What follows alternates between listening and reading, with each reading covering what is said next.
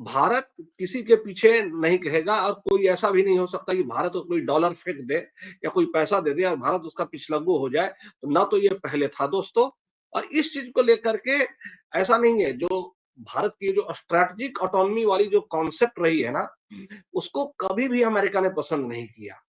और उसको लगता है यार कि भारत को तो हमारा अलाई होना चाहिए। और ये जो अमेरिकन कॉन्सेप्ट होता है, जो अमेरिका का जो डीप स्टेट है या जो अमेरिकन पॉलिसी होती है, वो बिल्कुल जो है वो दोस्त भी नहीं मानते हैं, वो एलाई मानते हैं और पिछलग्गू मानते हैं। चाहे वो कनाडा हो, चाहे ऑस्ट्रेलिया हो, चाहे यूके हो, भाई साहब कोई एलाई नहीं है, कोई बराबर के साझेदार नहीं है।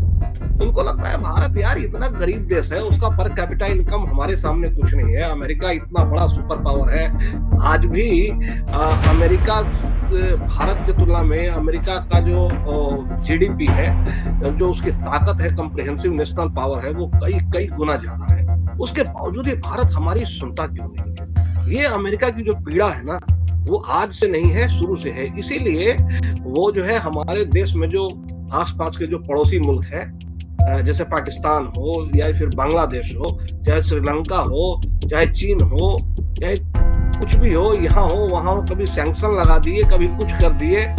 इस तरीके से भारत को पिंच होता रहता है। और आप ये भी देखिए कि बिल्कुल कायम रही है। और मोदी जी के टाइम में अब जब भारत की इकोनॉमी थोड़ी स्ट्रांग हो गई है, पहले से बड़ी हो गई है, तो भारत ने थोड़ा आक्रामक तरीके से इसको करना शुरू किया। कैसे शुरू किया?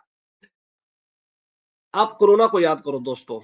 कोरोना के टाइम में जब सारी दुनिया कह रही थी कि भारत को विदेशी वैक्सीन लेनी चाहिए, अगर विदेशी वैक्सीन भारत कहाँ से बना पाएगा इतनी इतनी मेडिसिन, भारत में तो करोड़ों लोग मर जाएंगे। और लेख लिखे जा रहे थे, बड़े बड़े जो सेलिब्रिटीज थे वो ट्वीट कर रहे थे भारत को फाइजर लेना चाहिए, भारत को मॉडर्ना की वैक्सीन लेनी चाहिए। उस समय मोदी जी ने डिसाइड किया कि नहीं, हम किसी से वैक्सीन नहीं लेंगे, हम अपनी वैक्सीन बनाएंगे। और अपनी वैक्सीन उन्होंने बनाई, भारत बायोटेक है। और जो कोविशील्ड है, भले ही ठीक है, उसका फॉर्मूला बाहर से था, लेकिन पूरा का पूरा जो प्रोडक्शन हुआ और जो वैक्सीन मैन्युफैक्चरिंग की जो भारत की जो ग्लोबल कैपेबिलिटी है, उस समय दुनिया ने देखी। अब बॉस, इससे तो चिढ़ना ही था। जो दुनिया की बड़ी-बड़ी जो डीप स्टेट का जो सबसे बड़ा जो आप ये कहिए, डीप स्टेट का जो सबसे बड़ा जो स्तंभ होता है, ठीक है? ड्रग माफिया, फार्मा और defence mafia, defence lobby, mafia तो क्या कहूं मैं इनको, डिफेंस लॉबी, वो तो उनका तो चिढ़ना स्वाभाविक था कि। और आप देखिए मोदी जी ने फाइजर को मना कर दिया, मोदी जी ने मॉडर्ना को मना कर दिया। पूरे देश में कोविशील्ड और भारत बायोटेक की बनी हुई स्वदेशी वैक्सीन को लगा दिया और खुद भी लगाया और पूरे दुनिया को भी फ्री में बांट दिया।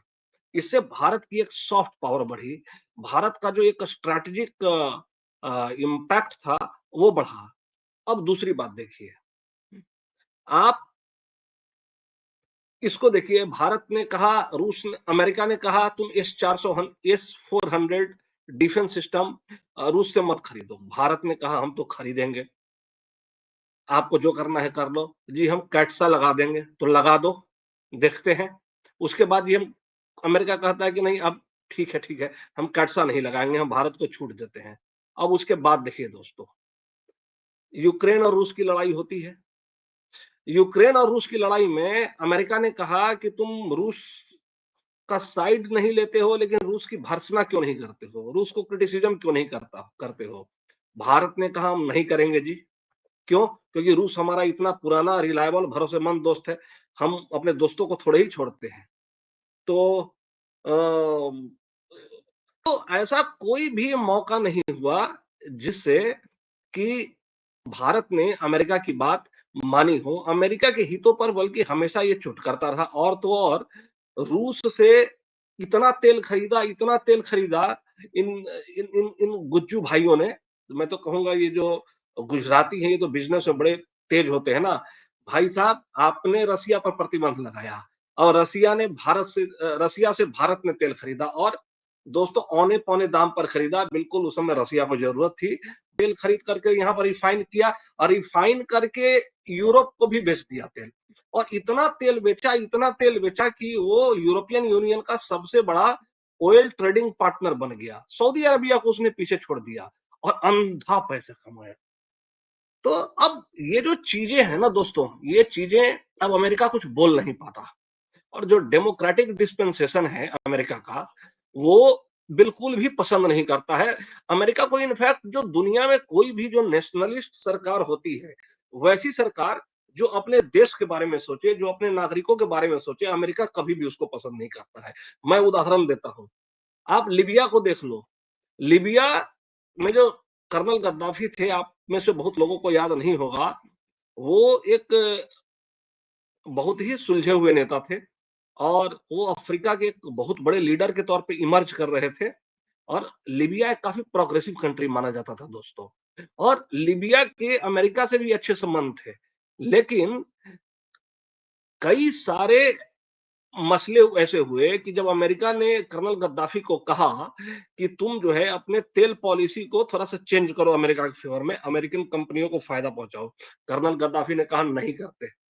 ठीक है, ये चीज अमेरिका को पसंद नहीं आई और उसके बाद कर्नल गद्दाफी को डिक्टेटर बता दिया गया। और इतना ही नहीं, उसके बाद कर्नल गद्दाफी ने अपने देश को जो है एक लार्जर अफ्रीकन यूनियन बनाने की बात करने लगे। तो वो जो चीजें है ना, जाहिरी तौर पर अमेरिका को रास नहीं आ रही थी। तो उसने कर्नल गद्दाफी को डिक्टेटर बताया, डिक्टेटर बता करके उसको उस लिबिया को पूरा तबाह कर दिया।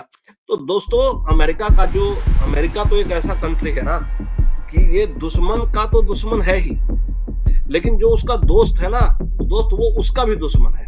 अब आपको एक और उदाहरण देता हूँ, ईरान का। ईरान में इसने तख्ता पलट करवा इस ईरान में जो है उसका एक पिट्ठू था, शाह शाह रजा पहलवी। और ये वही थे जिनको अपदस्थ करने के बाद, जिसको कू करने के बाद जो है जो अभी के जो खमनेई हैं, खमनेई जो ईरान के बने हैं राष्ट्रपति, जो अ, प्रमुख है, राष्ट्रपति तो नहीं कहूंगा, तो उन्होंने उनको ही किया था। तो ये जो पहलवी थे, ये अमेरिका के पिट्ठू थे और ये एक तरह से तानाशाह थे दोस्तों। और जब ये कू हुआ, कू होने के बाद अमेरिका ने भी उनको शरण नहीं दी, बॉस खास तौर पे। और वो बहुत ही इजिप्ट में बहुत ही बुरी हालत में मरे। पाकिस्तान को देख लो आप, तो अमेरिका को पाकिस्तान जैसे पिट्ठू हमेशा पसंद आते हैं। क्यों? क्योंकि भाई डॉलर फेंको, तमाशा देखो। अब भारत तो कभी भी ऐसा नहीं कर सकता। अब आपको एक चीज और बताता हूँ, अमेरिका पाकिस्तान को क्यों नहीं छोड़ सकता? आपको लगता होगा कि भारत तो डेमोक्रेटिक कंट्री है, इतना बड़ा मार्केट है, दुनिया का उभरता हुआ सुपर पावर है, तो लेकिन अमेरिका उस पर कभी भी ट्रस्ट क्यों नहीं करता? अरे बॉस, कैसे ट्रस्ट करेगा? पाकिस्तान में आज के तारीख में अमेरिका का जो है ड्रोन बेसेस बने हुए हैं, डेडिकेटेड सीक्रेट ड्रोन बेसेस बने हुए हैं। अब कौन सा एक सॉवरिन कंट्री होगा, एक संप्रभु राष्ट्र होगा, जिस राष्ट्र के पास अपनी विल पावर होगी, वो किसी दूसरे देश को बुला करके बोलेगा कि भाई हमारे देश के बीच में नहीं, आप अपने फाइटर जेट रखो और आप अपने ड्रोन रखो। ये काम पाकिस्तान करते हैं। ये जो पाकिस्तान के जो विस्की जनरल हैं, जो डॉलर खाते हैं, पैसा खाते हैं, शराब पीते हैं, लड़कीबाजी करते हैं, वो ऐसा कर सकते हैं क्योंकि उनको अपने देश से कोई मोहब्बत नहीं है।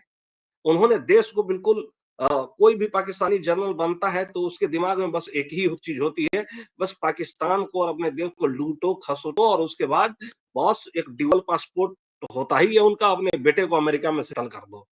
अब भारत में जी ये काम हो नहीं सकता।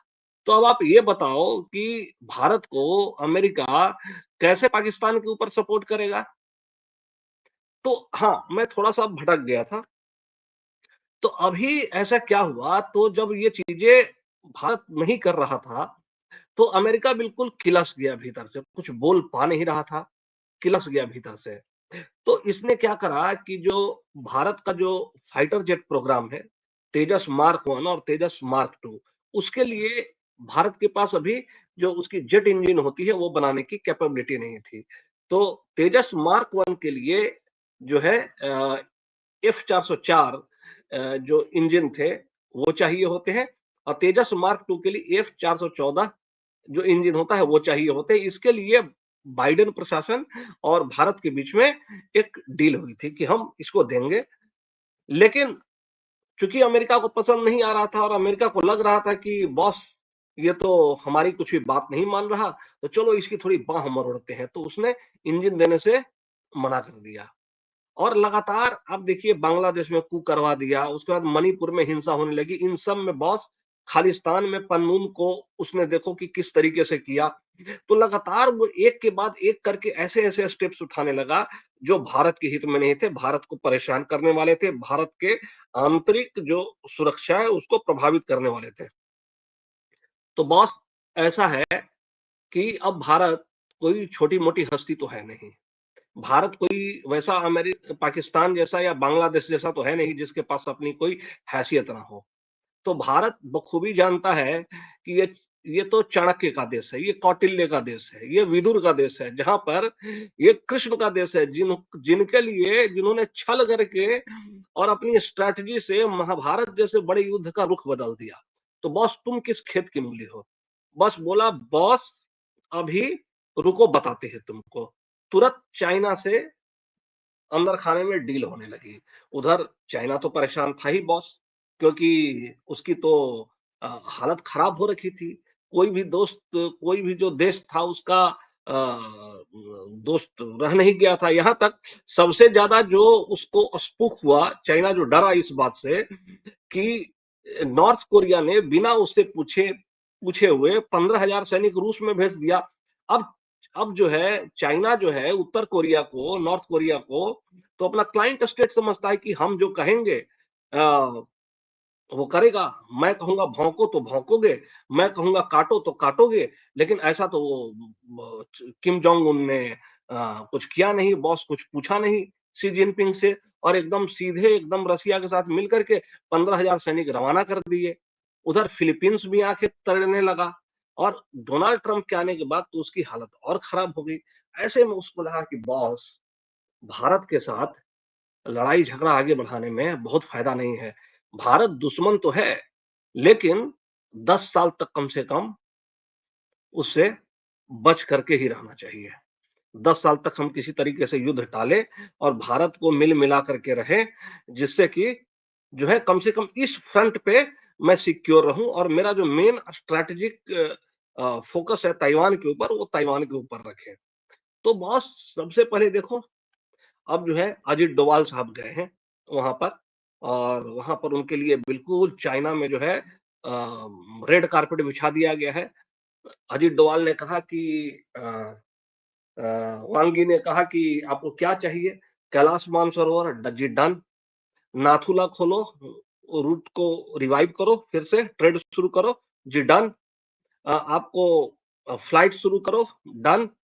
और भी बहुत सारी चीजें हो रही हैं। चाइना कह रहा है कि बॉस अब फिर से एक बार मिल के आगे बढ़ने का दौर है और उसके बाद फिर एलओसी पर भी वो पीछे हटा। सॉरी माफ कीजिएगा एलएसी पर भी पीछे हटा। तो खैर उसको ये बात समझ में आ गई कि अब भारत कोई पुश ओवर नहीं है। कैलाश रेंज पर जिस तरीके से कब्जा किया, गलवान पर जिस तरीके से जवाब दिया और जिस तरीके से भारत ने मिरर डिप्लॉयमेंट करी तो उसे चाइना को समझ में आ गया कि बॉस अब ये वो भारत नहीं है और उसकी हालत हो रखी है खस्ता, इकोनॉमी जा रही है गड्ढे में। अभी उसने स्टिमुलस दिया था, वो स्टिमुलस काम किया नहीं। तो ऐसे में जो है उसको लगा कि बॉस ये भारत जो हाथी है ना, इस हाथी को नाराज मत करो। इसको थोड़ा जो है दुश्मन तो है, इससे लड़ भी लेंगे, लेकिन फिलहाल इसको जो है थोड़ा गन्ना-वन्ना खिलाओ और इसको रखो ताकतवर ताकि कम से कम ये ना पगलाए क्योंकि अगर ये पगला गया और उसकी तरफ मुड़ गया तो ना जाने कितनी तबाही मचा देगा और हमें तो हमारे दूसरे अपने दुश्मन है। उधर इंडिया ऐसा नहीं है कि चाइना का ये गेम नहीं समझता है, वो बहुत अच्छे से समझता है। लेकिन उसको बॉस अमेरिका को दिखाना है कि देखो तुम अगर ये करोगे तो हम चाइना के साथ सुलह कर देंगे। हम जो है रसिया के साथ और क्लोज चले जाएँगे। तो ये स्थिति और आप दोस्तों ये चीज़ समझ लो कि अगर चाइना, रसिया और भारत अगर दिल से अगर एक साथ आ गए ना, तो अमेरिका के पैर एशिया से उखड़ जाएँगे। अमेरिका का कोई नाम लेवा नहीं बचेगा बॉस। ये तो मैं लिख करके दे देता हूँ।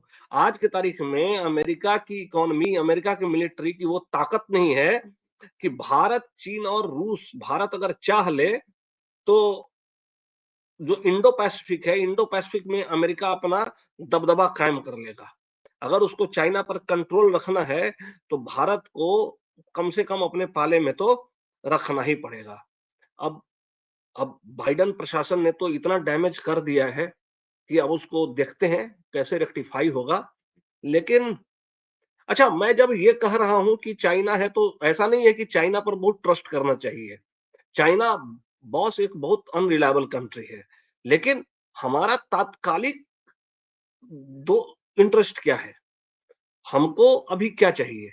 हमको इस चीज़ पर भी जोर देना चाहिए। ठीक है, वो 10 साल के बाद की लड़ाई है, तो 10 साल के बाद की लड़ाई हम लड़ लेंगे, है ना? उस ऐसा नहीं है कि हम एकदम उसके लिए अभी ही लड़ाई में कूद पड़े। तो अभी डोभाल साहब गए हुए हैं चाइना में, और देखिए वहां से क्या निकल कर के आता है, और दुनिया की तो निगाह होगी ही। और ये मोदी जी की डिप्लोमेसी की ताकत है कि इस ताकत ने हमेशा दुनिया को हैरान किया है।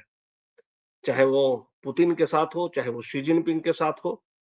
तो ये सब जो शतरंज के जो मूव्स हैं, ये जो चालें हैं बॉस, मैं कोशिश करता हूँ कि आपको साधारण आपके लैंग्वेज में समझाऊँ। और बॉस, ऐसा ना बनाने में ना वीडियो बहुत एनर्जी खर्च होता है, बहुत रिसर्च करना पड़ता है।